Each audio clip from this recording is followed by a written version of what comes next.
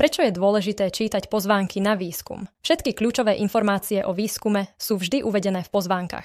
Odporúčame vám si ich pred začatím prieskumu pozorne prečítať, aby ste mali jasnú predstavu o jeho priebehu a odmene za vašu účasť. Čo nájdete v pozvánke? Predpokladaný čas vyplnenia dotazníka v minútach, predpokladaný dátum ukončenia výskumu a tiež akú odmenu dostanete za pozorne vyplnený dotazník. Prosím, majte na pamäti, že náš klient kontroluje výsledky a pokiaľ nájde nejaké nekonzistencie medzi odpoveďami alebo chybnú odpoveď na kontrolnú otázku, tak odmenu nedostanete. V pozvánke nájdete aj informáciu, prečo sa respondentovi niekedy načíta len 5 oblátok namiesto plnej odmeny. Dôvodom je buď nesplnenie požiadaviek pre daný výskum, alebo v dobe vášho prihlásenia do systému máme už dostatok odpovedí v danej cieľovej skupine. Preto dotazník už nemožno vyplniť. V niektorých prípadoch sa po vyplnení dotazníka načíta najskôr jedna oblátka. Dodatočná odmena sa potom pripisuje po ukončení zberu dát.